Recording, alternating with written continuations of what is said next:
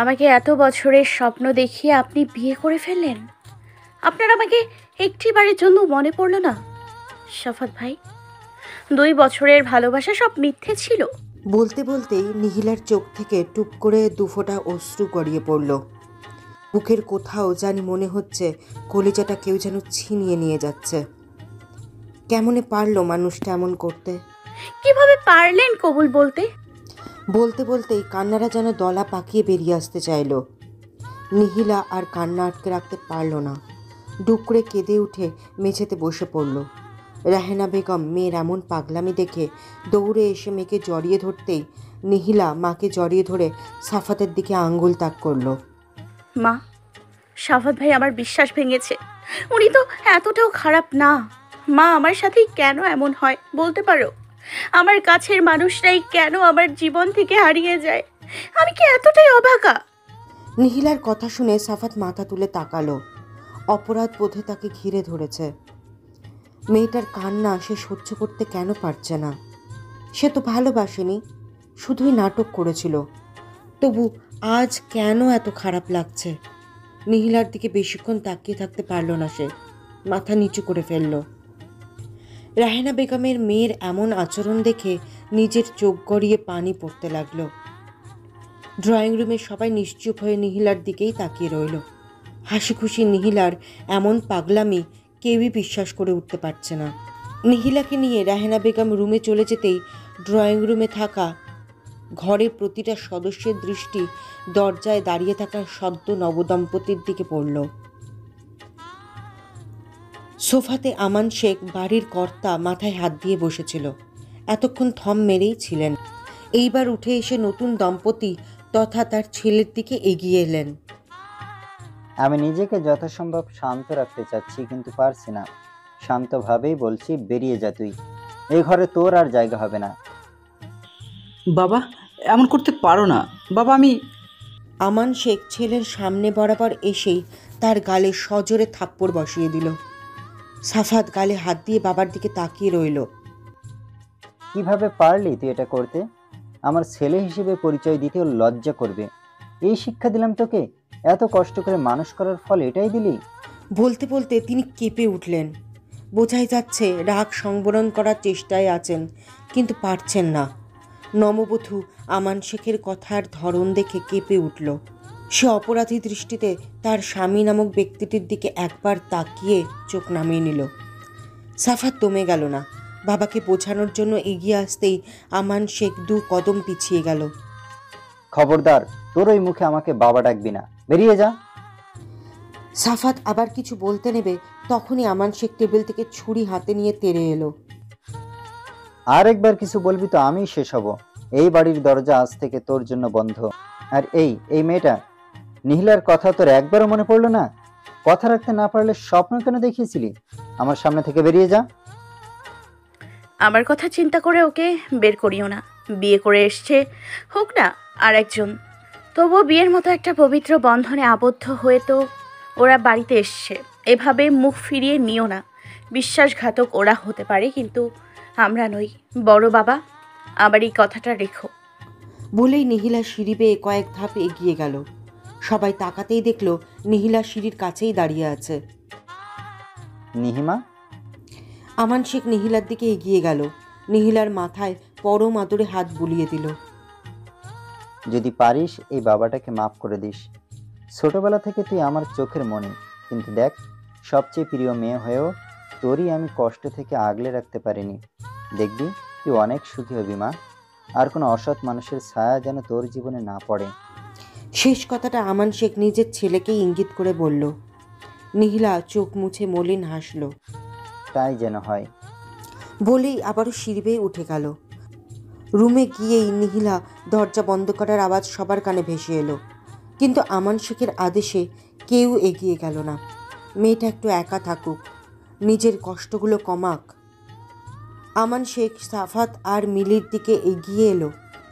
বাকি সবাই চুপ, কারণ এই বাড়িতে আমান শেখ যা বলবে তাই হবে। কিন্তু তা বলে এটা না যে সাফাতের কার্যকলাপে সবাই রাজি। এই মেয়ে, তোমার লজ্জা নেই? কেমনে পেরেছো এই অসভ্য কাজটা করতে? আমার ছেলে না হয় অসভ্য, তুমি কিভাবে পারলে নিজের পরিবার ছাড়া এভাবে বিয়ে করতে? পরিবারে কি হবে সেটা একবারও ভাবলে না? বলেই তিনি সাফাতের দিকে তাকালেন। শুধুমাত্র নিহিলার জন্যই তোদের এই বাড়িতে জায়গা হয়েছে। মনে রাখবি, আজকের পর থেকে তুই আমার কাছ থেকে আর কোনো সাহায্য পাবি না। বাবা, অদ্ভুত না? যার বিশ্বাস ভঙ্গ করেছিলে সেই তোমাদের থাকার জায়গা করে দিল। আমান শেখার ছেলের জবাবের আশা না করে চলে যেতে নিতেই স্ত্রী আমিনা বেগমের উদ্দেশ্যে বলে উঠল, নিহিলাকে কিছুক্ষণ পরে গিয়ে কিছু খাইয়ে দিও। আমি আর খাবো না, ডাকিও না। আমান শেখ দ্রুত প্রস্থান করতেই আমিনা বেগম এগিয়ে এলেন। এই জীবনে কোনোদিন তোর বিপরীতে যায়নি। পরিবারের সবার বিপক্ষে থেকে তোকে শাসন করলেও আমি পারিনি। তোকে আগলে আগলে রাখতাম, সেটাই বোধহয় আমার বড় ভুল ছিল। এমন না যে তুই না বলে বিয়ে করেছিস বলে সবাই রেগে। তোর সবচেয়ে বড় ভুল হচ্ছে একটা মেয়েকে স্বপ্ন দেখিয়ে আর একটা মেয়েকে বিয়ে করে নিয়ে আসলি। একটা মেয়ের আবেগ নিয়ে খেললি। আচ্ছা, তুই আমারই ছেলে তো, আমরা তো মানুষ হিসেবে অতটাও খারাপ না। বলেই আমিনা বেগম একটা দীর্ঘশ্বাস ফেলে চলে গেলেন। সবাই চলে যেতেই মিলি সাফাতের দিকে তাকালো। তারও মেয়েটার জন্য খারাপ লাগছে, কিন্তু কিছুই করার নেই। সাফাত তাকে এই কথাটা বলেনি যে সেও নিহিলার সাথে ভালোবাসার অভিনয় করেছে। সাফাত শুধু তাকে বলতো যে তার চাচাতো বোন তাকে পছন্দ করে। নিহিলার সাথে আসলেই সম্পর্ক ছিল সেটা মিলি ঘুণাক্ষরেও জানতো না। সাফাতের কেন জানি বড্ড খারাপ লাগছে। এতদিন রাগের বশে এসব করলেও এখন কেন জানি তার খারাপ লাগছে। নিহিলার চোখের পানিতে তার কেন কষ্ট হচ্ছে। সে তো ভালোবাসেনি নিহিলাকে, তবে কেন এমন লাগছে? সে কি বেশিই করে ফেলেছে? এই বাড়িতে আমান শেখ সব ছেলে মেয়েদের থেকে নিহিলাকে একটু বেশি ভালোবাসে, এমনকি নিজের ছেলে আমানের থেকেও। ছোটবেলায় নিহিলার 4 বছর হওয়ার আগে থেকে আমানই ছিল পরিবারের প্রিয় পাত্র। কিন্তু নিহিলার বাবা মারা যাওয়ার পরের থেকে, তখন নিহিলার বয়স 4 বছর, তখন থেকে নিহিলাকেই সবাই বেশি ভালোবাসে, এমনকি আমান শেখও। সাফাতের এখনও মনে পড়ে ওর সবচেয়ে প্রিয় একটা গাড়ি ছিল। সেটা ওর এতই প্রিয় ছিল যে সেটা আলমারিতে তুলে রাখত, খেলতও না, শুধুমাত্র পুরনো হয়ে যাবে তাই। কিন্তু নিহিলা এসে সেটারই বায়না ধরতে আমান শেখ দিয়ে দিল। দাদা থাকাকালীনও নিহিলার সবচেয়ে প্রিয় মুখ ছিল। সেগুলো সাফাতের পছন্দ হতো না, কিন্তু আজ কেন খারাপ লাগছে সাফাতের? তারও কি মায়া জন্মে গিয়েছিল? নিহিলা রুমে এসেই মেঝেতে হাঁটু মুড়ে বসে কান্নায় ভেঙে পড়ল। তার সাথেই কেন এমনটা হয়? কতই না স্বপ্ন দেখিয়েছিল মানুষটা, তবে এসব কি কিছুই না? একটা মানুষ এতগুলো দিন কিভাবে ঠকাতে পারে? আচ্ছা, সাফাত ভাই কি তাকে একটুও ভালোবাসতো না? অন্তত এতগুলো দিনে একটুও কি মায়া বসেনি? কেমনে পারলো মানুষটা? নিহিলা চোখ মুছে ফেলল। আর কাঁদবে না সে। কেন কাঁদবে সেই মানুষটার জন্য যে তাকে এত নির্মমভাবে ঠকিয়েছে? তার জন্য কেন মনকে নরম করবে? তার শক্ত হওয়া উচিত। ভেঙে যাওয়া থেকে মানুষ ভালোভাবে উঠে দাঁড়াতে পারে, সেও পারবে। কিন্তু পরক্ষণে ভাবল, প্রতিটা মুহূর্তে মানুষটার মুখোমুখি হলে সে কি ভালো থাকতে পারবে? যে স্বপ্নটা তাকে দেখিয়েছিল সেই স্বপ্নটা অন্যজনের সাথে পূরণ করতে দেখে সে নিজেকে কি ঠিক রাখতে পারবে? মুখে যতই বলুক, সে তো পারবে না। ভেতরে ভেতরে শেষ হয়ে যাবে। অন্তত মানুষটার মুখোমুখি না হলে আস্তে আস্তে ভুলতে পারবে। কিন্তু এক বাড়িতে কিভাবে কয়দিন এভাবে রুমবন্দি হয়ে থাকতে পারবে? কিভাবে সহ্য করবে? কি করা উচিত তার? তুমি আমাকে নিহিলার ব্যাপারে এত কিছু তো বলনি। নিজের দোষ লুকিয়ে শুধু মেয়েটার কথাই বলেছিলে। উফ মিলি, তুমি এখন আবার এসব শুরু করো না তো। এমনিতে অনেক ধকল গেছে, এবার একটু শান্ত হতে দাও আমায়। ও, এতক্ষণ নিচে দাঁড়িয়ে সব কথা শুনছিলে, আর এখন আমি বলাতে তোমার শান্ত হওয়া দরকার, তাই না? আমার মাথা খারাপ করো না। বলেই সাফাত ব্যালকনিতে চলে গেল, আর মিলি খাটে বসে পড়ল। সাফাতকে বিয়ে করেছিল একটু শান্তির জন্যে, আর সেখানে হয়ে গেল হিতে বিপরীত। এই বাসায় থাকলে তো তার মাথা মিনিটে মিনিটে গরম হবে। তবুও প্রথমে মন জয় করার চেষ্টা তো করা লাগবেই, তারপর না হয় অন্য ব্যবস্থা নেওয়া যাবে। এমনিতেও পরিবারের সবার ব্যবহারে সাফাতের বিপরীতে চলে গিয়েছে সবাই, তাই মিলিও তার মনে যা আসে তাই করবে। নিহিলা ব্যালকনির মেঝেতে হাঁটু মুড়ে বসে রইল। প্রতিদিনকার মতো আজকের আকাশ তেমন একটা সুন্দর না, চাঁদও স্পষ্ট না। চারিদিকে চাঁদের আলোয় একটু আলোকিত হলেই কিছু সময় পরে পরে এক গুচ্ছ মেঘপুঞ্জ এসে চাঁদকে ঘিরে নিয়ে আবারও চারিদিক অন্ধকারে ঢেকে দিচ্ছে। ক্ষণে ক্ষণে হালকা হালকা বাতাস এগিয়ে আসছে, রাতের আধারে হালকা বাতাস। ওই যে সামনের ওই বিল্ডিংয়ের আলোগুলো আস্তে আস্তে নিভে যাচ্ছে। কারোর ঘরের আলো আগে নিভছে আর কারোর ঘরে পড়ে। এরই মাঝে আস্তে আস্তে সব আলো নিভে গেল। নিহিলা উকি দিয়ে পাশের ব্যালকনিটার দিকে তাকালো। ভেতরে আলো জ্বলছে। হয়তো ঘুমায়নি। এতদিন সাফাত ভাইয়ের সাথে এই ব্যালকনিতে বসে গল্প করত। স্বপ্ন বুনেছিল এই ব্যালকনিটা একদিন তার সংসারের অংশ হবে। আচ্ছা, সাফাত ভাইয়ের কি একটুও মনে নেই? সেই ভাবনা মনে আসতেই নিহিলা নিজেই উত্তর বের করে নিল। মনে থাকবেই বা কেন? উনি তো মনে থাকার জন্য করেনি। নিহিলাকে নিয়ে শুধুই খেলেছিল। এত এত সময় সব মিথ্যে ছিল। নিহিলা দৃষ্টি ফিরিয়ে নিল। রাস্তায় শোরগোল ধীরে ধীরে মিলিয়ে যাচ্ছে। আজকের আগে থেকে এভাবে সব কিছু পর্যবেক্ষণ করা হয়নি তা ভেবেই নিহিলা চাঁদের দিকে তাকিয়ে হাসল। চাঁদটাও ঠিক তারই মতো। আচ্ছা, পাশের রুমে এত সময় আলো কেন জ্বলছে? এখনও গল্প করছে। ভাবতেই নিহিলা নিজের বোকামো দেখে হাসল। তারা যাই করুক, ওর কি? ওর তো কিছু যায় আসে না। কিন্তু আসলেই কি তাই? সে তো সহ্য করতে পারছে না। প্রতিটা মুহূর্তে তাদের ছায়া এভাবে পড়লে সে তো এগিয়ে যেতে পারবে না। পর মুহূর্তে কি যেন মনে পড়তেই সে দ্রুত রুম থেকে মোবাইল নিয়ে আসলো। মোবাইলে তড়িঘড়ি করে কিছু একটা দেখে খুশি হয়ে গেল। তার একটা স্বপ্ন যে বাকি আছে। এতদিন সাফাত ভাইয়ের সাথে সম্পর্ক ছিল, তাই ইচ্ছেটা নিজের মনের মধ্যেই পোষণ করে রেখেছিল। কিন্তু এখন তো সে মুক্ত। এখন শুধু বড় বাবাকে বলার পালা। সকালে উঠেই মিলি রান্নাঘরে প্রবেশ করলো। এই বাড়িতে তাকে খুব কথা শুনতে হবে, সেই মানসিকতা নিয়েই সে রুম থেকে বেরিয়েছে। এই বাড়িতে নয়, সেটা যে কোনো বাড়িতে এমন ঘটনা ঘটলে এমন পরিস্থিতি হবে। মিলি নিজেকে যথাসম্ভব শান্ত করে রান্নাঘরে প্রবেশ করলো। রান্নাঘরে আমেনা বেগম আর রেহেনা বেগম একসাথেই নাস্তা বানাচ্ছেন। ওনাদের কথার মাঝে মিলিকে তারা খেয়াল করলো না। মিলি অস্বস্তিতে কিছু বলতে না পেরে দাঁড়িয়ে রইল। তুমি এখানে কি করছো? সাফাতের ছোট বোন রিহি রান্নাঘরের দরজায় মিলিকে দাঁড়িয়ে থাকতে দেখে কথাটা বলে উঠতেই আমেনা বেগম আর রেহেনা বেগম দুজনেই মিলির দিকে তাকালো। মিলির অস্বস্তি আরও বেশি করে ঘিরে ধরেছে। সে হাসার চেষ্টা করে বলল, আসলে ভাবলাম মা আর চাচিকে একটু সাহায্য করি, তাই আসলাম।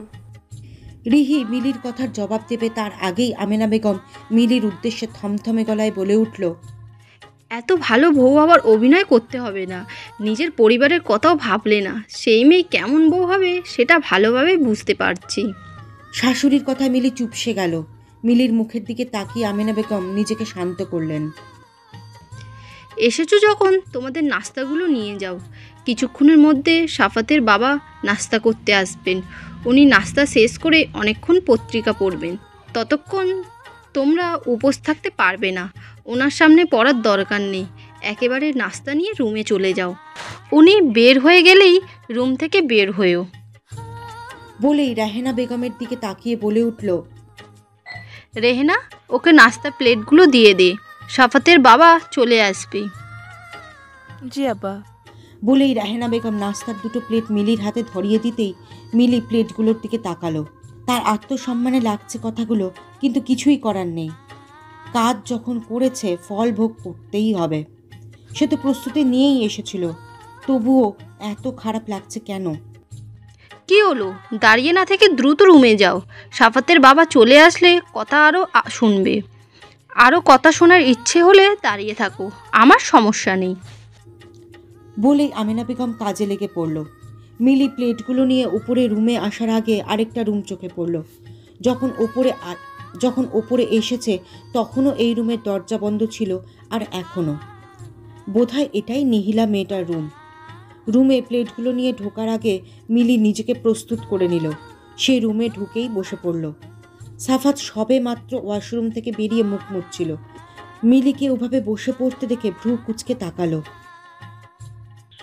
কি হয়েছে? মিলি চুপ রইল।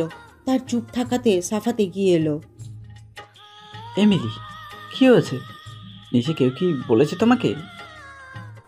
আসলে কথাটা বললে তোমার হয়তো খারাপ লাগবে। মিলির কথা শুনে সাফাত তাচ্ছিল্য হাসল।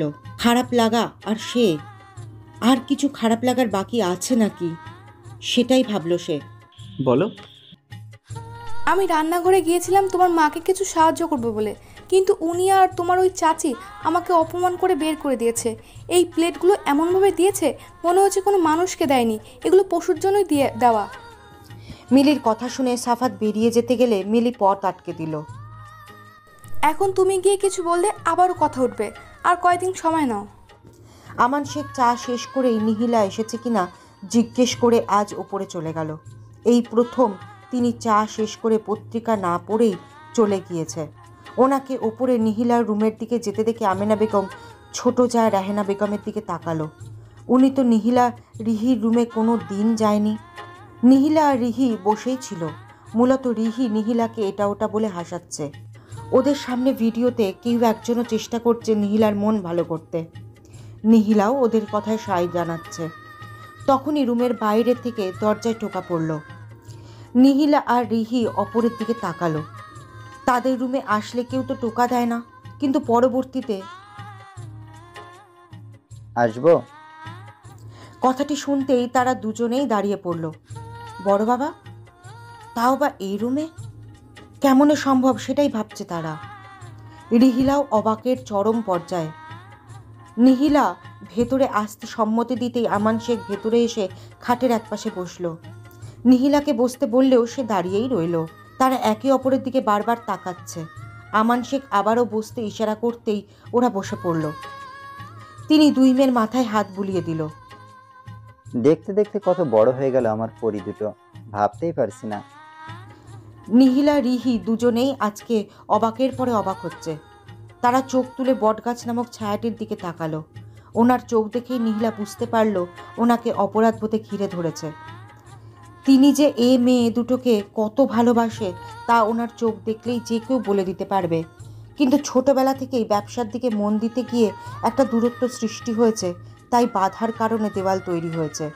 সেই দেয়ালটি টপকে মেয়েদের কাছে আসতে পারেন না। তোমার কোনো ইচ্ছে আছে মা? নিহিলার পর মুহূর্তে বিষয়টি মনে পড়তেই সে তাকাতেই আমান শেখ তার ভাষা বুঝে নিল। আজ রাতে ডিনার একসাথেই করব, তখন বলিও, তোমার সব ইচ্ছে পূরণ করব। বলেই তিনি উঠে চলে যেতে নিতেই নিহিলার ডাকে থেমে গেল। সে এক দুঃসাহসিক কাজ করে বসল। গিয়ে আমান শেখকে জড়িয়ে ধরতেই রিহিও দৌড়ে বাবার কাছে এগিয়ে গেল। নিহিলার মনে হচ্ছে এ তো এই বটগাছ নামক মানুষটির সাথে ভয়ের দেওয়ালটা ভেঙে দিয়েছে। নিহিলার মনে হচ্ছে এত এই বটগাছ নামক মানুষটির সাথে ভয়ের দেওয়ালটা ভেঙে গিয়েছে। এত শান্তির জায়গা। আমান শেখ প্রথমে কিছু সময় স্তব্ধ ছিল। পর মুহূর্তে নিজেকে সামলে মেয়ে দুটোকে দুহাতে আগলে নিল। অবশেষে তাদের সম্পর্কের এই সংকোচ কাটল হয়তো। দরজা ধাক্কানোর শব্দে নিহিলার ঘুমের ব্যাঘাত করতেই সে বিরক্তিতে চোখ মুখ কুঁচকে নিল। চোখ খুলতেই নিজেকে ব্যালকনির মেঝেতে আবিষ্কার করলো। তাড়াতাড়ি মোবাইল হাতে নিয়েই দেখল দুপুর 2টা বাজে।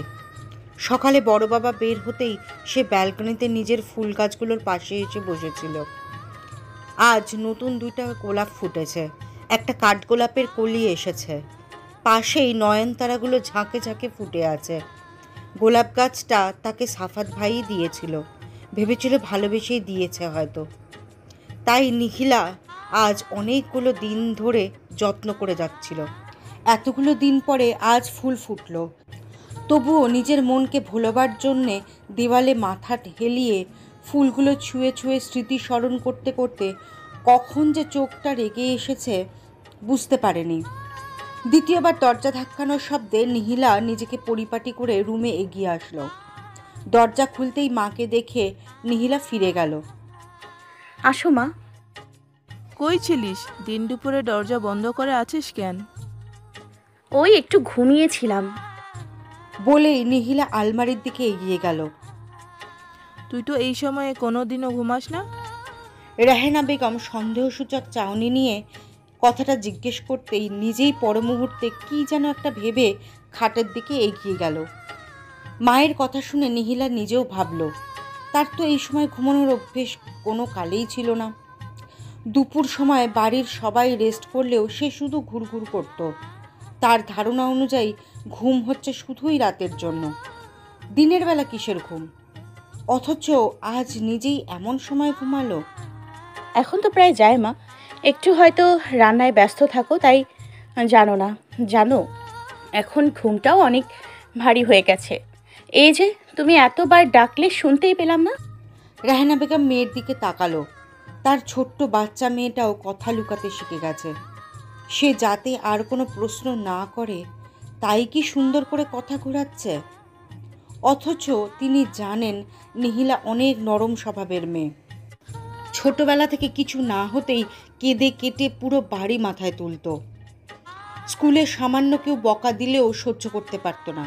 আর এখন এত বড় বড় ঘটনার পরেও কাউকে কিচ্ছুটি না বলে মনের ভেতর বিশাল বড় পাথর চাপা দিয়ে কি নিঃসংকোচে কথা ঘোরাচ্ছে, যেন সব স্বাভাবিক। অথচ মেয়েটা ভেতরে ভেতরে শেষ হয়ে যাচ্ছে সেটা রাহেনা বেগম নিজেও বুঝতে পারছেন, কিন্তু কিছুই করতে পারছেন না। তিনি মেয়ের বিছানার দিকে তাকিয়ে একটা মলিন শ্বাস ফেললেন। তার এই মেয়েটা ছোট থেকেই অনেক গুছানো স্বভাবের। কোনোদিন উঠে তার বিছানা গুছাতে হয়নি, নিহিলাই গুছিয়ে ফেলতো ওঠার সাথে সাথে। অথচ আজ বিছানাটা এলোমেলো। তিনি বিছানা ঝাড়তে ঝাড়তে মেয়েকে ফ্রেশ হয়ে আসতে বলতেই নিহিলা বাধ্য মেয়ের মতো ওয়াশরুমের দিকে পা বাড়ালো। নিহিলা বেশ কিছুক্ষণ পরে ওয়াশরুম থেকে বের হলো, নিজেকে যথাসম্ভব ওপরে পরিপাটি করে নিল। ওয়াশরুম থেকে বের হতেই রেহেনা বেগমকে বিছানায় বসে থাকতে দেখলো। রেহেনা বেগম মিষ্টি হেসে মেয়েকে কাছে ডাকতেই নিহিলা এগিয়ে এসে মেঝেতে বসে মাকে জড়িয়ে ধরে কোলে মাথা লুকালো। খাবি না? এই পৃথিবীতে সত্যিকারের বন্ধু হলো মা, যার কাছে মন খুলে কাঁদা যায়, যার কাছে কোনো কিছু বিশ্লেষণ করার আগেই বুঝে নেয়। মায়ের কথায় নিহিলা আরও ভালোভাবে মাকে জড়িয়ে নিল। খাবো একটু পরে। রেহেনা বেগম কিছু না বলে মেয়ের মাথায় পরম আদরে হাত বুলাতে লাগলেন। সে জানে তার এই মেয়ে মন খারাপ হলেই তাকে কাছে চায়, যেমনটা ছোটবেলায় করত। কেউ কিছু বললেই আগে এসে মায়ের কোলে এভাবে মুখ গুজে কান্না করত। এরপর কান্না করে হালকা হয়েই সব বলতো। অথচ এইবার এত বড় কষ্ট পেয়েও মেয়ে তার কাছে আসলো না, শুধুমাত্র মা কষ্ট পাবে বলে। সেটা রেহেনা বেগম বুঝতে পেরেছেন। তার মেয়েটা যখন থেকে বুঝতে শিখেছে একটু আধটু, তখন থেকেই মায়ের কাছে এসে আর কষ্টগুলো বলে না, কিন্তু আনন্দগুলো ঠিকই সবার আগে মাকে এসে বলবে। রেহেনা বেগম একটা দীর্ঘশ্বাস ফেললেন। তার মেয়েটা এত বুঝদার, মায়ের কষ্ট হবে বলে নিজের কষ্টগুলো আড়ালে ঢেকে রাখে, যাতে তার কষ্টে মা যেন দুঃখ না পায়।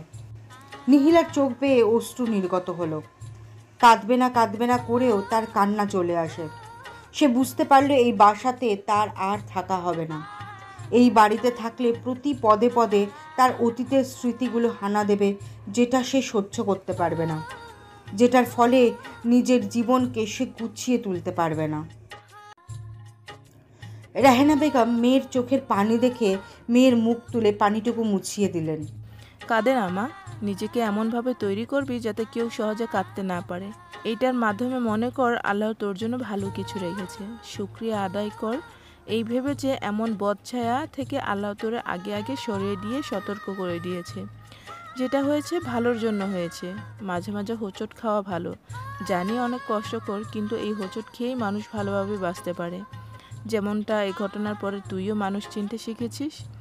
উপরের মানুষ ভালো দেখালেও প্রকৃতপক্ষে ভেতরে মুখোশটা যে ভিন্ন, সেটা তো বুঝতে শিখেছিস।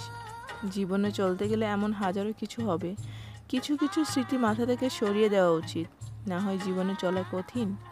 সামনে যে এখনও তোর সম্পূর্ণ জীবন রয়ে গেছে।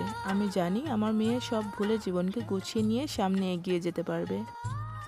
নিহিলা মাকে আরো গভীর করে জড়িয়ে ধরল। এই মানুষটা তার মন ভালো করার ওষুধ। এত সুন্দর করে কেমনে বোঝাতে পারে? সে চায় তার এই মানুষটা কোনো দিন কষ্ট না পাক, অথচ সেই মানুষটার কপালে এই প্রিয় মানুষটা নেই। এমন কেন হয়? মা একটা জিনিস চাইবো, দেবে?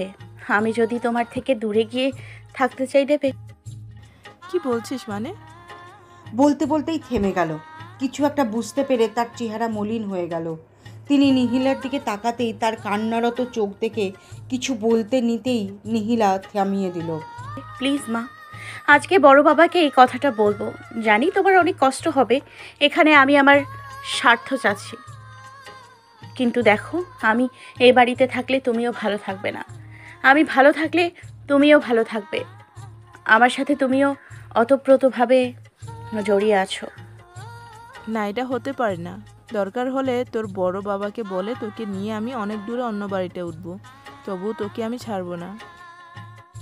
মা, এত বছর বড় বাবা আমাকে দেখেছে, তোমাকে নিজের বোনের মতো করে আগলে রেখেছে।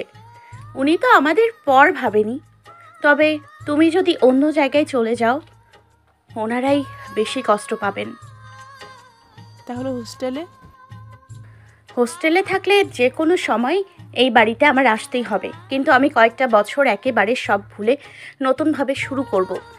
এরকম আসলে আমার কোনো কষ্ট হবে না। তখন কিন্তু ভুলতে গিয়ে আবারও কয়েক মাস পরে পরে যদি আসি, তবে আমি আরও ভেঙে পড়ব, ভালো থাকতে পারবো না মা। রেহেনা বেগম মেয়ের দিকে তাকালেন। মেয়ের একটা কথাও ভুল মনে হলো না তার। নিজের জন্য কেন মেয়ের জীবনকে বঞ্চিত করবেন সেটা ভেবেই তিনি মেয়েকে কাছে টেনে নিলেন। নিহিলা খেতে খেতে আমান শেখের দিকে তাকিয়ে অনেকক্ষণ যাবৎ নিজের সাথে যুদ্ধ করে ডাক দিল। আমান শেখ নিহিলার কথা শুনে উঠে দাঁড়াতে গিয়েই থেমে গেলেন। বাকিরাও উৎসুক চোখে নিহিলার দিকে তাকিয়ে আছে, কারণ এ বাড়িতে একটা নিয়ম আছে যে খাওয়ার সময় কোনো কথা বলতে নেই। এটা মূলত নিয়ম না, কিন্তু আমান শেখের খাবার সময় কথা বলা পছন্দ না বিধায় সবাই চুপচাপ খাওয়া শেষ করে, একটা টু শব্দও হয় না। তাই তো এতক্ষণ নিহিলা নিজের সাথে যুদ্ধ করে প্লেটের ভাতগুলো নাড়াচাড়া করছে।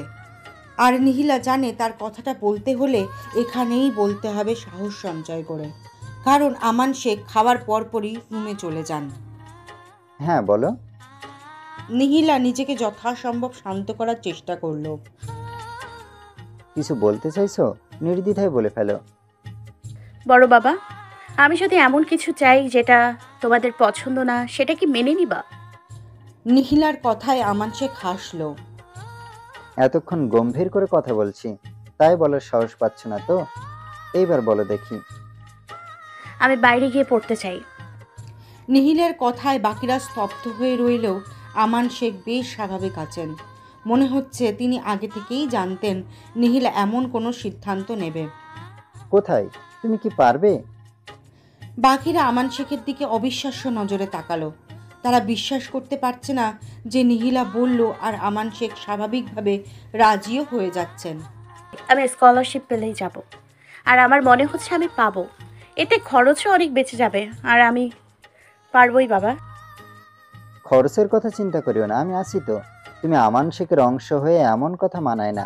হ্যাঁ, স্কলারশিপ হলে তো ভালোই, না হলেও সমস্যা নেই। তবে তোমার সব কিছু ভাবতে হবে। আবেগের বশে বলিও না মা। ও অচেনা জায়গায় তোমার কেউ নেই, সেই প্রস্তুতি নিয়েই যাবে, আর সব কিছু সম্পর্কে পুরোপুরি ধারণা নিয়েই যাবে। জি। নিহিলা কথাটা বলবে কি বলবে না ভাবলো। জাপানে তো তার ফুপি আছে, সে ফুপাতো বোন তাসিফের সাথে মিলে সব করেছে। তাসিফই সব ব্যবস্থা করছে, সেও তারই সাথে পড়বে, কিন্তু কথাটা কিভাবে বলবে বুঝতে পারছে না। সাফাত আজকে রুম থেকে বের হলো নিজেকে বেশ শান্ত করে। এই কয়েকদিন রুমেই সব চলছিল, তাদের নিচে আসা বারণ। সাফাত জানে তাকে বেশ কথা শুনতে হবে, তবে সে আজ বাবার পা ছেড়ে উঠবে না। রুম থেকে বের হতেই নিহিলার রুমের দিকে দৃষ্টি পড়ল। দরজা বন্ধ। সাফাতের কেন জানি বুকের ভেতর মোচড় দিয়ে উঠল। মেয়েটাকে আজ 4 দিন যাবৎ চোখের দেখাও দেখতে পারেনি। নিচে নামতেই আমান শেখ পত্রিকা পড়ছিলেন। এমন সময় সাফাত সামনে গিয়ে ডাকতেই তিনি চোখ ফিরিয়ে আমেনা বেগমের দিকে তাকালেন। আমেনা, এই ছেলেকে আমার সামনে থেকে যেতে বলো। বাবা প্লিজ এমন। সাফাতকে বাকি কথাটুকু বলতে না দিয়ে আমান শেখ সোফা ছেড়ে পত্রিকা ছুঁড়ে উঠে চলে যাওয়ার জন্য পা বাড়াতেই সাফাত গিয়ে বাবার পা জড়িয়ে ধরে বসে পড়ল। বাবা তুমি যতক্ষণ না মাফ করবে আমি তোমার পা ছাড়বো না। একটা ভুল করে ফেলেছি, মাপ চাইছি আমি। সাফাতের কথা শুনে আমান শেখ পা ছাড়িয়ে নিতে চাইলেও পারল না। সাফাত আরও জোরে বাবার পা জড়িয়ে নিল। তোমার মনে হচ্ছে এটা ছোট ভুল? কই, এই কয়দিন রুমের ভেতর বউ নিয়ে তো ভালোই ছিলে, কি দরকার পড়েছে তোমার? বাবা তুমি যা বলবে আমি তাই করব। তোমার এত কঠোরতা মেনে নিতে পারছি না আমি। যা বলবো তাই? হ্যাঁ। তবে বেশ, আজ রাতেই তুমি ঢাকার উদ্দেশ্যে রওনা দেবে। ওখানের ব্যবসাটা তুমিই দেখবে। সাফাত যেন হাতে চাঁদ পাওয়ার মতো খুশি হলো। অবশেষে তার উদ্দেশ্য সফল। সে তো এত সব মিলির কথা অনুসারে করেছিল, না হয় বাবার পা কে ধরে শুধুমাত্র সম্পত্তির জন্য? কারণ সেদিনই বাবা বলে দিয়েছিল সাফাত এই ঘরের কিছুই পাবে না। সেই কথার রেশ ধরে মিলি এতক্ষণ ধরে বুঝিয়েছিল এভাবে রুমে বসে থাকলে কাজের কাজ কিছুই হবে না, এতে ওরা আরও পরিবারের চোখে খারাপ হবে। সাফাত তৃপ্তির হাসল, যাক অবশেষে সব মিটল বলে। সাফাত দ্রুত পায়ে রুমের উদ্দেশ্যে পা বাড়াতে নিতেই আমান শেখের ডাকে থেমে গেল। উপরে কই যাচ্ছ? আমি তো কাজ বুঝিয়ে দিইনি। মিনিকে কাপড় গোছাতে বলতে যাচ্ছি, শব্দ গোছাতে হবে। সাফাতের কথায় আমান শেখ হাসল, যেন তিনি ছেলের সব বুঝে ফেলেছেন। এত সহজে তো হবে না। কিন্তু মিলি তো না, তুমি একাই যাবে। আর হ্যাঁ, অফিসের ফোনেই সব করবে। এই কাজটা গুরুত্বপূর্ণ। দিনে একবার বাড়ির ফোনে কল করবে, শুধুমাত্র 5 মিনিট। আমি চাই না কারোর পাল্লায় পড়ে আমার কাজটা তুমি হেলাফেলা করো। ওপর থেকে মিলি এসব শুনতেই রেগে গেল। এই বৃদ্ধকে সে ভোলাভালা মনে করেছিল, কিন্তু তা তো না। সাফাত চলে গেলে সে কেন থাকবে এখানে? বেশ কিছু সময় পর সাফাত রুমে এসে খাটে বসতেই মিলি এগিয়ে এলো। তোমার বাবা কি বলেছে? কি বলেছে সব তো শুনতেই পেরেছো, আবার জিজ্ঞেস করছো কেন? শুনতে পেয়েছি মানে? সাফাত মিলির দিকে তাকিয়ে তাচ্ছিল্য হাসলো। মানে তুমি নিজের কাছ থেকে জিজ্ঞেস করো, আড়ালে দাঁড়িয়ে কথা সবগুলো তো শুনেছো। মিলি একটু নরম হলো। আমাকে না নিয়ে কেন যাবে? বাবা কি বলেছে শুনতেছো? এমনিও এই ঘটনা করে সবার চোখে অপরাধী হয়ে গিয়েছি, এখন এই সুযোগটা হাতছাড়া করতে চাই না। হাতছাড়া করতে চাও না মানে? আমাকে না নিয়ে কোথাও যেতে পারবে না তুমি। সাফাত মিলির দিকে তাকালো। তুমি কি চাইছো বলো তো? তোমার কথাই তো বাবাকে রাজি করিয়ে ব্যবসাটা কোনো মতেই নিজের হাতে নিলাম, এখন আবার তুমিই বিপরীতে বলছো। তখন তো ভেবেছিলাম আমি সহ গিয়ে আমরা ওখানে আলাদা করে সংসার পাতবো, আর এসব শোনা লাগবে না, ব্যবসাটা দিয়ে আমরা ভালোভাবেই চলবো। কিন্তু শুধু যে তোমাকে পাঠাবে সেটা তো ভাবিনি। মানে? মনে হচ্ছে আমি এখানে একা থাকতে পারবো না, তোমার পরিবারটাকে আমার সহ্য হয় না। সহ্য হওয়ার জন্য মন মতো কাজ করেছো, আসার পর থেকে দ্বিতীয় দিনের ওই সকাল ছাড়া আর এই কদিনে রুম থেকে বের হয়েছো? কারোর মন পাওয়ার চেষ্টা করেছো? সাফাতের কথায় মিলি রেগে গেল। সেই সাফাতের দিকে আঙ্গুল তাক করে বলে উঠল, তুমি কিন্তু সীমা লঙ্ঘন করছো সাফাত। তোমার পরিবার আমাকে মূল্যায়ন করেছে? করবে কেন? যে কাজটা করেছি সেক্ষেত্রে বাড়িতে জায়গা পেয়েছি এই অনেক। আর তোমার যে ভাবনা, এমন নিচু ভাবনার মেয়েগুলো কেন চেঁচে পড়ে মূল্যায়ন করতে আসবে? সাফাত তুমি কিন্তু আমাকে রীতিমতো অপমান করছো। সাফাত তাচ্ছিল্য হাসল। তুমি চেয়েছিলে আমি পরিবার থেকে আলাদা হয়ে যাই, তাই তো? সাফাতের কথায় মিলি আমতা আমতা করে বলে উঠল, না সেটা কেন চাইবো, তুমি ভুল বুঝছো। মিলির কথায় সাফাত আর জবাব দিল না। সে কাপড় নিয়ে হনহনিয়ে ওয়াশরুমে চলে গেল। মিলির কথায় সাফাত আর জবাব দিল না।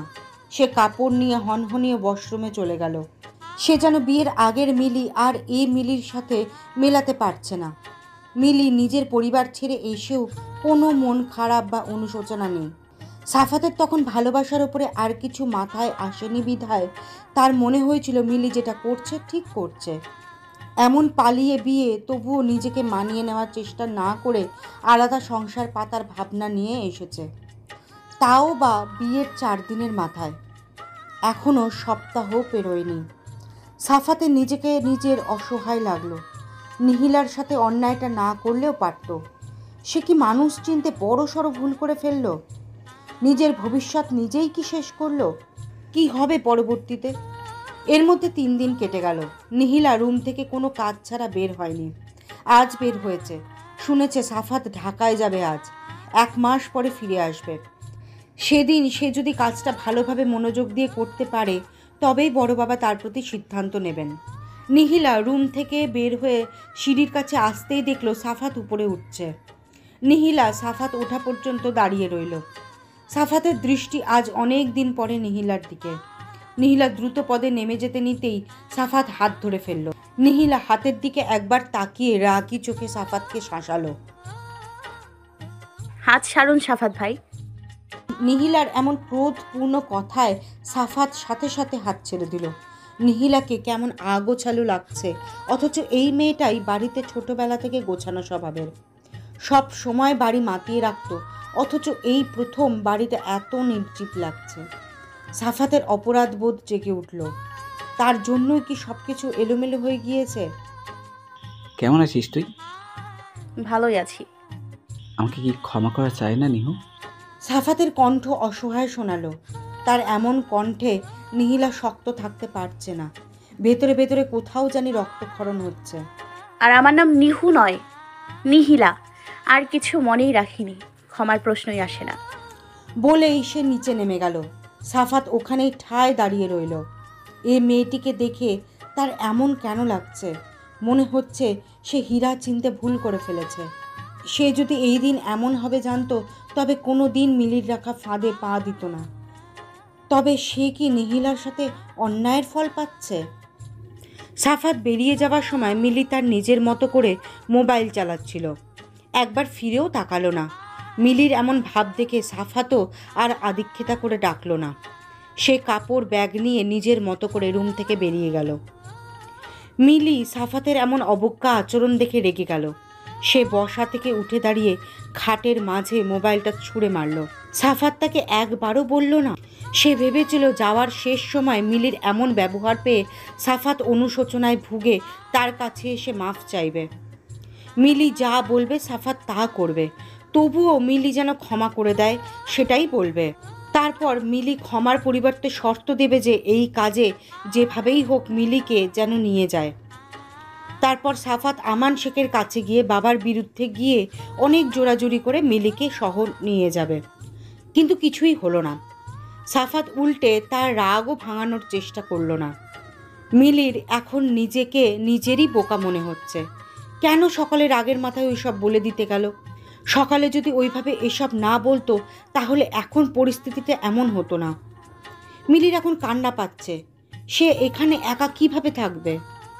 সাফাত বাবা মায়ের রুমে গিয়ে বাবাকে বলে বেরিয়ে পড়ল। নিহিলা ব্যালকনিতেই দাঁড়িয়েছিল। সাফাত নিচে গাড়ির পেছনে ব্যাগ ঢোকাতে এসে ওপরে চোখ যেতেই দেখল নিহিলা তাকিয়ে আছে। নিহিলা মূলত সাফাত বেরোবে সেই ভাবনা ভেবেই ব্যালকনিতে দাঁড়িয়েছিল। কিসের টানে দাঁড়িয়েছিল সে জানে না, কিন্তু তার মনে হলো একটি বার গিয়ে দেখি মানুষটাকে। এই মানুষটা আবার যখন ফিরবে তখন হয়তো নিহিলা বহু দূরে চলে যাবে, আর দেখা হবে না। আজকেই সাফাত ভাইয়ের স্মৃতির সাথে এটাই ওর শেষ দেখা। প্রতিবার সাফাত ভাই যখনই বাইরে এভাবে ব্যবসার জন্য যেত ততবারই নিহিলা মেন দরজা অবধি এগিয়ে গিয়ে দৌড়ে রুমে এসে এভাবেই ব্যালকনি দিয়ে বিদায় জানাতো। আজও তার ইচ্ছে হলো, কিন্তু সব ইচ্ছে কি আর পূরণ হয়?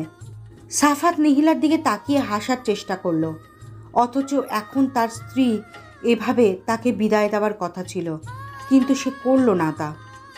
অথচ সাফাত যাকে অবজ্ঞা করেছে সেই দাঁড়িয়েছে। সাফাতের অন্য বাড়ির কথাগুলো মনে পড়ে গেল।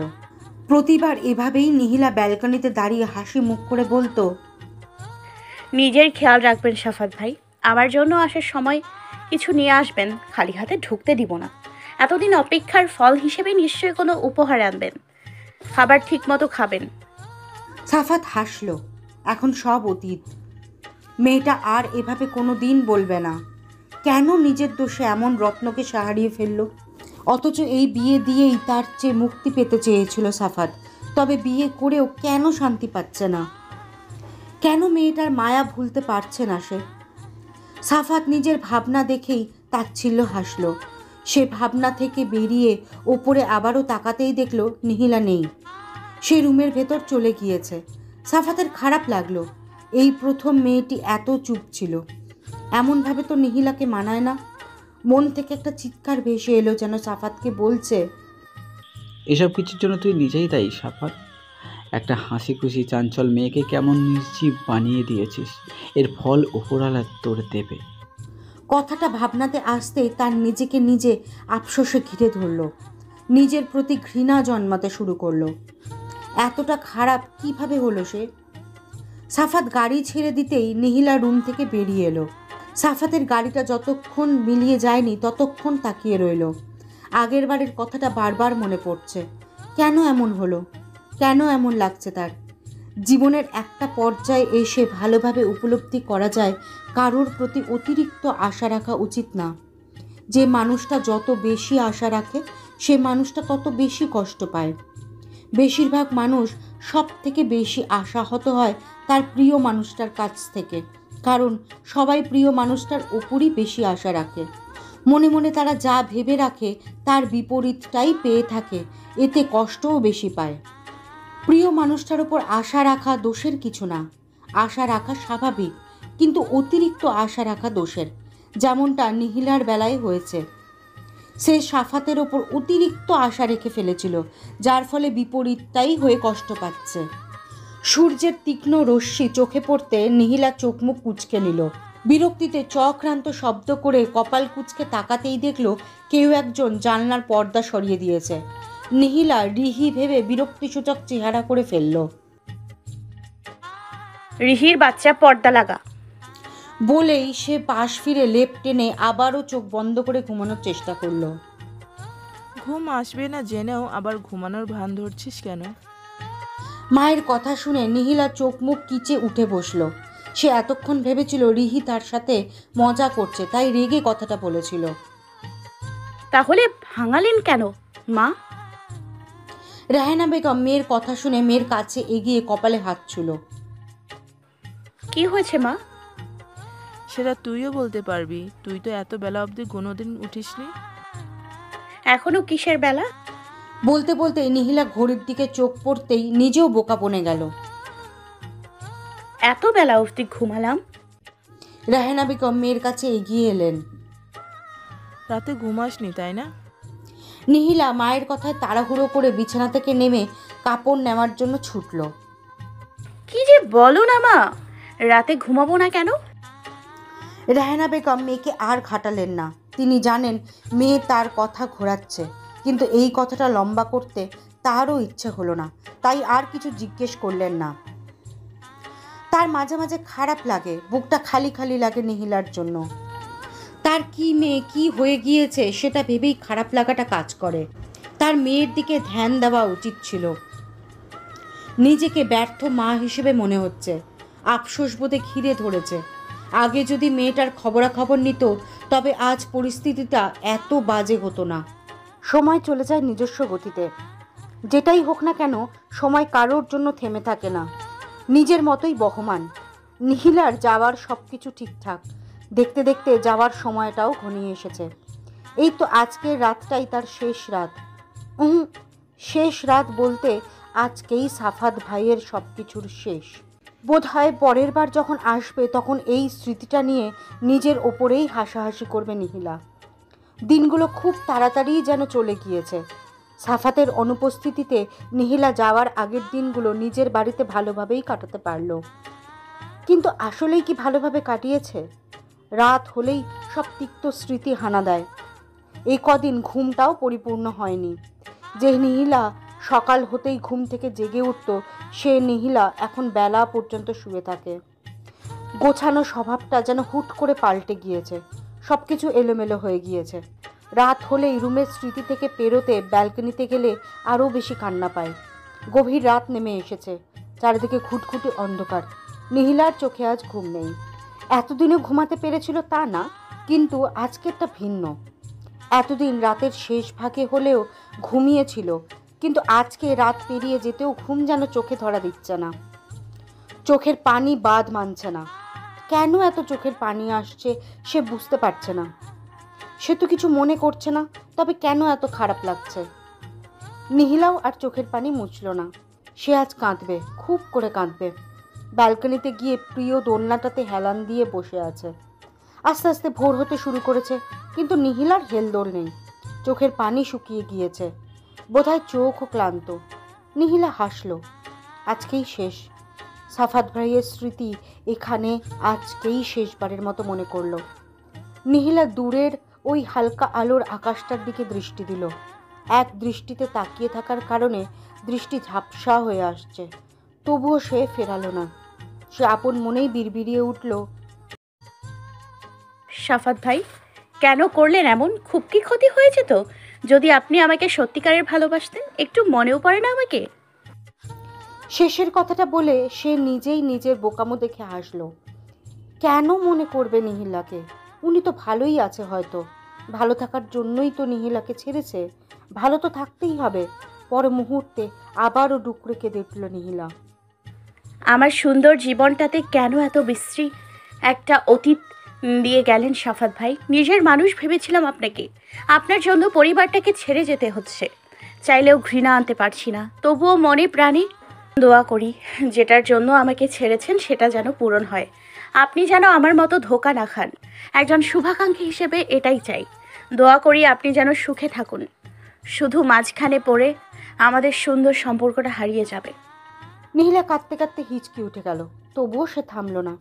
এই কান্নাই যেন সাফাত ভাইয়ের জন্য শেষ কান্না হয়, সেটাই মনে প্রাণে চাইছে। আজকের পর থেকে আর কোনো স্মৃতি মনে আনবে না। চোখের পানি হয়েই ঝরতে থাকুক হৃদয়ের গহীন ব্যথাগুলো। ভালোবাসার মানুষটার জন্য যত গহীন ভালোবাসা আছে সব আজ মুছে যাক। মুছে যাক বেপরোয়া মনের লোকায়িত দীর্ঘশ্বাস। নিহিলা আশেপাশে তাকালো। সকালের আলো ফুটে উঠেছে। তার সুন্দর সুন্দর গাছগুলোতে ফুলের বাহার পড়েছে যেন। এতদিন যত্ন করে সব গাছই এখন ফুল দিতে শুরু করেছে। নিহিলা দোলনা থেকে উঠে গাছগুলোকে হাত বুলিয়ে দিল। তোরাও কি আমি চলে যাব বলে খুশি? এতদিন তো এত সুন্দর করে ছিলি না। আমি চলে যাওয়ার সময়ই তোদের এত সুন্দর হতে হলো? আচ্ছা, আমাকে মনে পড়ে তোদের? নিহিলা হাসলো। এখন ফুল গাছ থেকেও জবাব আশা করছে সে। এই গাছগুলোকেও মনে পড়বে ভীষণ করে। সে পেছন ফিরে ব্যালকনির আশেপাশে তাকালো। এই প্রিয় জায়গাটাকে বড্ড মনে পড়বে, কিন্তু কিছু ভালো সময়ের জন্য এইটুকু ত্যাগ তো দিতেই হবে। রেহানা বেগম ক্ষণে ক্ষণে কান্নার সুর তুলছেন। পাশেই নিহিলা মাকে জড়িয়ে ধরে চুপটি করে বসে আছে। রেহানা বেগমের এমন আচরণ দেখে আমান শেখ ধমকে উঠল। আহ রেহনা, তুই এমন করলে মেয়েটা যাবে কিভাবে? ভাইজান, আমি এই মেয়েটাকে ছাড়া কিছু কল্পনাও করতে পারি না। আহ মা, তুমি এমন করিও না তো। মাত্র কয়েকটা বছরই তো। আমাকে তো সবসময় দেখবে। দেখতে পারবো, কিন্তু ছুতে তো পারবো না। রেহানা বেগমের এমন কথায় নিহিলা মাকে আরও জোরে জড়িয়ে ধরল। আসলেই তো ভিডিও কল আর সামনাসামনিতে অনেক পার্থক্য। দেখা আর ছোঁয়া, এই মায়ের ঘ্রাণটা সে পাবে না। সবসময় এটা ওটার বায়না ধরা হবে না। মন খারাপ হলে আর মাকে জড়িয়ে ধরে মায়ের আঁচলের ঘ্রাণটা নিতে পারবে না। আর কিছুটা সময় পেরোলেই সে চাইলেও আর মাকে ছুতে পারবে না। এটা ভাবতেই কান্না চলে আসছে। কিন্তু নিহিলা যত সম্ভব নিজেকে উপরে শান্ত দেখানোর চেষ্টা করলেও ভেতরে ভেতরে সে ঠিক নেই। এখন মনে হচ্ছে কেন এত দূরে এসব করতে গেল, কেন আগ বাড়িয়ে এত সব করতে গেল। আবার পরবর্তীতে সাফাতের কথা মনে পড়তেই তার মনে হলো সে যা করেছে ভালোই করেছে। অন্তত এই তিক্ত স্মৃতিটা তো ভুলতে পারবে। রেহানা বেগম চোখ মুছে নাক টেনে উপদেশের সুরে বললেন, সবসময় কল করবি, খাবার ঠিক মতন খাবি মা। হ্যাঁ মা, অবশ্যই করব। রেহানা বেগম মেয়ের কপালে পরম আদরে চুমু খেলেন। আর তার ভাবতেও খারাপ লাগছে এই মেয়েটাকে সে আর কিছু সময় পরে ছুতে পারবে না। পরের বার অপেক্ষা করার সময় যেন দুজনের জন্যই করি, একটা খুশির খবর যেন পাই। নিহিলা কান্নার মাঝে হেসে কান মলে দিতেই রিহি হেসে রেহানা বেগমকে জড়িয়ে ধরল। চাচি, কেন কান্না করছো? তোমার মেয়ে ওখানে যে গিয়ে কি খুশি থাকবে, দেখবে দুদিন পর আমাদের কথা মনেই পড়বে না। রিহির কথায় রেহানা বেগম অভিমানী চোখে নিহিলার দিকে তাকালো। সত্যিই কি মনে পড়বে না? রেহানা বেগমের কথা শুনে রিহি নিহি দুজনেই হেসে দিল। তার মা যে কত অবুঝ তা কিছু কিছু কর্মকাণ্ডে বোঝা যায়। আহ মা, মেয়ে তো মজা করে বলছে আর তা তুমি বিশ্বাস করে নিচ্ছ? রেহানা বেগম আবারও মেয়েকে কাছে টেনে নিতেই ঢাক ভেসে আসতেই আমান শেখ তাড়া দিল। নিহি আমান শেখের কাছে গিয়ে জড়িয়ে ধরতে তিনি মাথায় হাত বুলিয়ে দিলেন। নিজের খেয়াল রাখবে মা, যে কোনো পরিস্থিতিতে নিজেকে শক্ত রাখবে। নিজেকে দুর্বল দেখলে মানুষ আরও ভেঙে গুঁড়িয়ে দিতে পছন্দ করে, তাই নিজের দুর্বলতা একদম প্রকাশ করবে না। ভালো থেকো মা। নিহি হ্যাঁ বোধক মাথা নাড়তেই চোখ থেকে দুফোঁটা অশ্রু গড়িয়ে পড়ল। আমান শেখ পানিটুকু মুছে আদেশের সুরে বলে উঠল, একদম পানি নয়, এটা তো ভুলেও দেখাবে না। বলেই তিনি তাড়া দিতেই নিহি আরেকবার রেহেনা বেগমকে জড়িয়ে ধরে হাঁটা ধরল। ওপরে মনিটর থেকে শেষবারের মতো আওয়াজ আসলেও বোর্ডিং আওয়ার শেষ। যাত্রীদেরকে উদ্দেশ্য করে স্পিকারে বলছে। নিহিলা সবাইকে সালাম দিয়ে হাঁটা ধরল। যাওয়ার সময় মুখ থেকে কান্নার জন্য আর কোনো কথা বেরোলো না।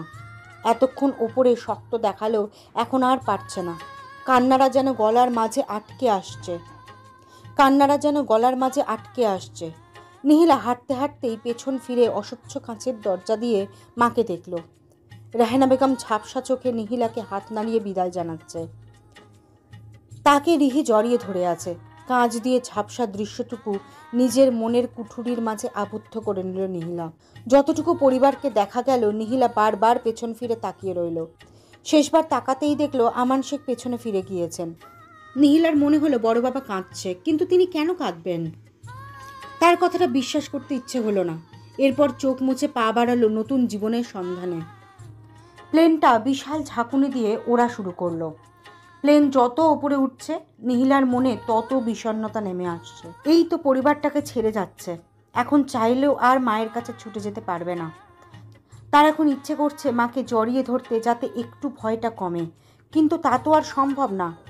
এতদিন নিজের মনকে সবার সামনে শক্ত করে দেখালেও এখন আর পারছে না। আশ্চর্য, তার কেন এমন লাগছে? তার ইচ্ছে করছে নিচে অপেক্ষারত মানুষদেরকে গিয়ে জড়িয়ে ধরতে, ইচ্ছে করছে দৌড়ে প্লেন থেকে নেমে গিয়ে মানুষগুলোকে গিয়ে বলতে, শোনো, আমি তোমাদের ছাড়া থাকতে পারবো না, আমি কোথাও যাচ্ছি না। নিহিলা চোখ মুখ বন্ধ করে রইল। তার এমন অদ্ভুত অদ্ভুত ভাবনা কেন আসছে? যা হচ্ছে তার জন্যই তো হচ্ছে। পাড়ি জমালো এক ভিন দেশে নিহিলা, যেখানে তার একটা ফুফি ছাড়া আর কেউ নেই। তিনিও এখানকার স্থানীয়, তাও ভিডিও কলেই কয়েকবার কথা হয়েছিল। আর এক ভাইকে সে চোখের দেখাও দেখেনি। ফুপির সাথে এই বাড়ি প্রথম দেখা হবে। ফুপি পালিয়ে বিয়ে করে এখানে এসেছিল বিধায় আমান শেখের সাথে কোনো যোগাযোগ নেই। শুনেছে ফুপির নাকি 2 ছেলে আর 1 মেয়ে।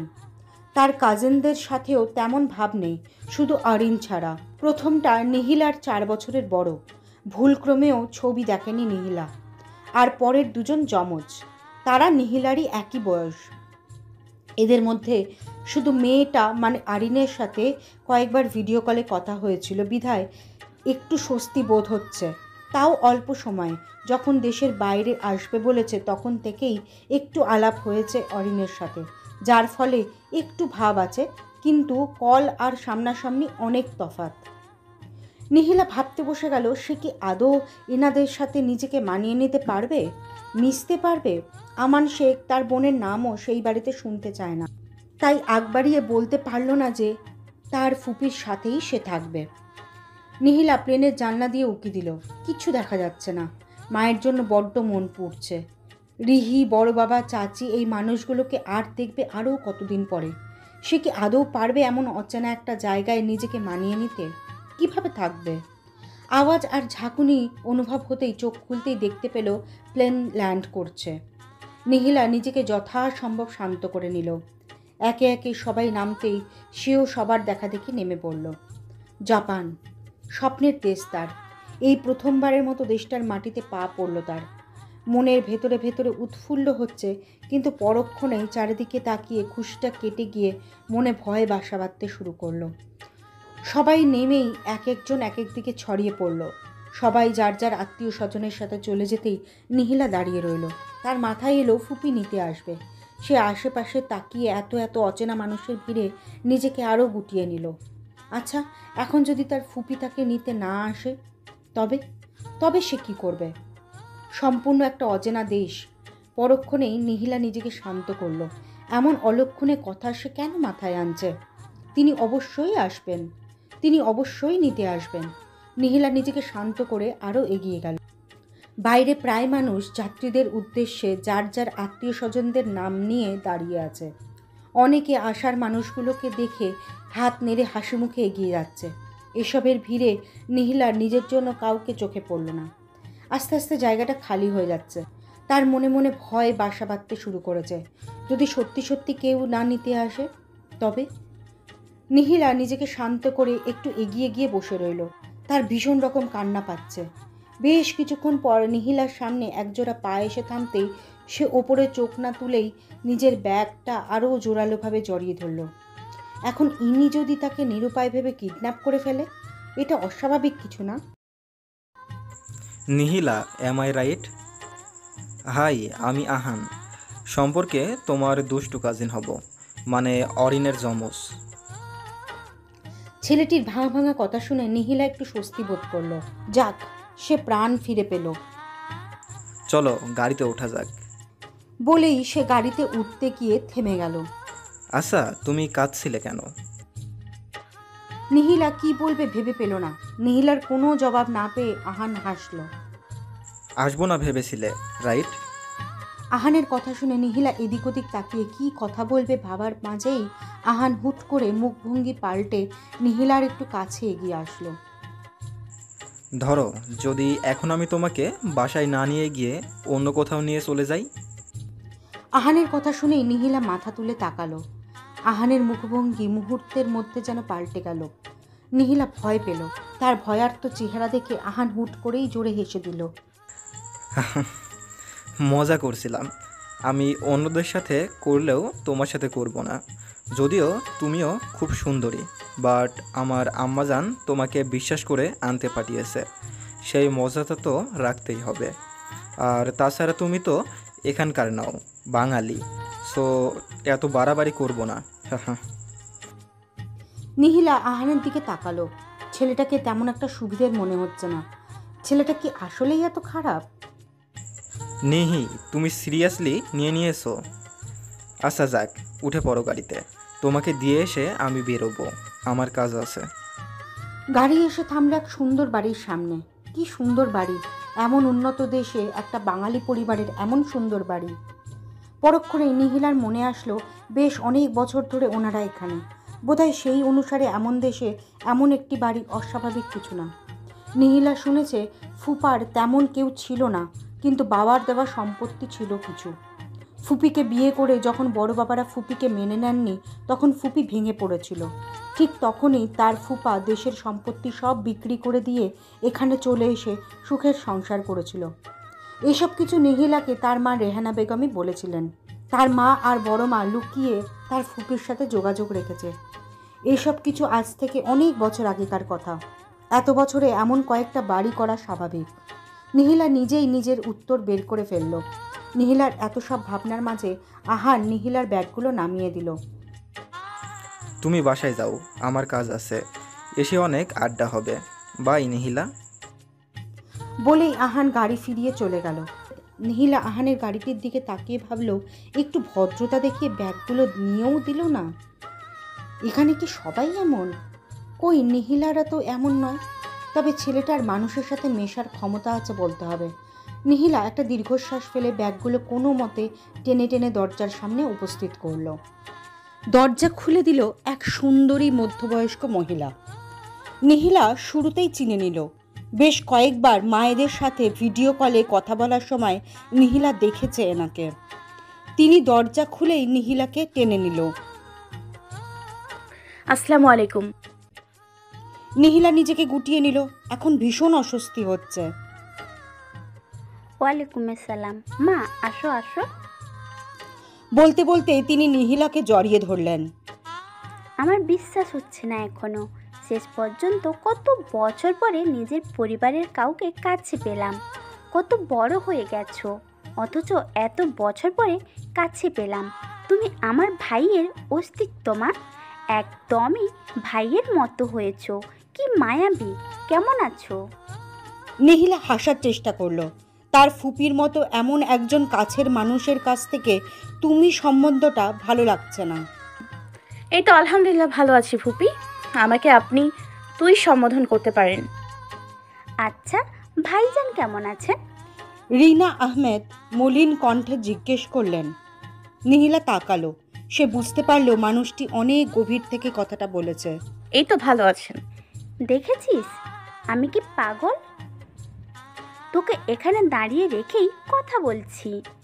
বলেই তিনি দরজার বাইরে উকি দিয়ে জিজ্ঞাসু দৃষ্টিতে নিহিলার দিকে তাকালো। আহান কই? পাজিটা তোকে বিরক্ত করেনি তো? আর ব্যাগগুলো তোকে দিয়েই আনিয়েছে। দেখেছিস ছেলেটার কাজ কারবার? বলতে বলতেই তিনি কেউ একজনকে ডেকে নিহিলার ব্যাগগুলো ওপরে রেখে আসতে বললেন। না না ফুপি, ব্যস্ত হবেন না। ভাইয়াটা আমাকে কোনো বিরক্ত করেনি। ভাইয়া না, আহান।